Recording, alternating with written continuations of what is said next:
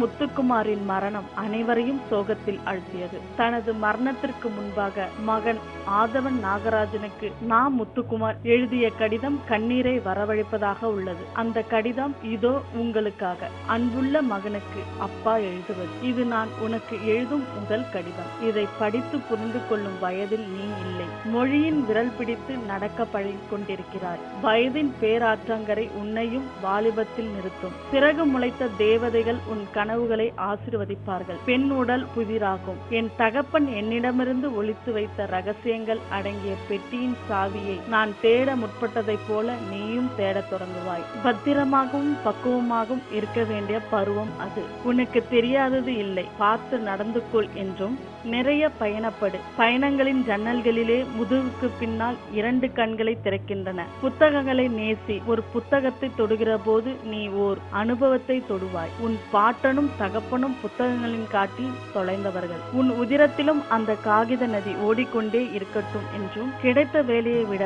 பிடித்த வேலையை செய். இனிய இல்லறம் தொடங்கு. யாராவது கேட்டால் இல்லை எனினும் கடன் வாங்கியாவது உதவி செய். அதில் கிடைக்கும் ஆனந்தம் அலாதியானது. உறவுகளிடம் நெருங்கியும் இரு, விலகியும் இரு. இந்த உலகில் எல்லா உறவுகளையும் விட மேன்மையானது நட்பு மட்டுமே. நல்ல நண்பர்களை சேர்த்துக்கொள். உன் வாழ்க்கை நேராகும். இவையெல்லாம் என் தகப்பன் எனக்கு சொல்லாமல் சொன்னவை. நான் உனக்கு சொல்ல நினைத்து சொல்பவை என்று எழுதியுள்ள முத்துக்குமார். என் சந்தோஷமே நீ பிறந்த பிறகுதான். என் தகப்பனின் அன்பையும் அருமையும் நான் அடிக்கடி உணர்கிறேன். நாளை உனக்கு ஒரு மகன் பிறக்கையில் என் அன்பையும் அருமையும் நீ உணர்வாய் என்றும், நாளைக்கும் நாளை நீ உன் பேரன் பேத்திகளுடன் ஏதோ ஒரு ஊரில் கொஞ்சி பேசி விளையாடி கொண்டிருக்கையில் என் ஞாபகம் வந்தால் இந்த கடிதத்தை எடுத்து படித்துப்பார். உன் கண்களில் இருந்து உதிரும் கண்ணீர் துளியில் வாழ்ந்து கொண்டிருப்பேன் நான். இப்படிக்கு உன் அப்பா முத்துக்குமார்.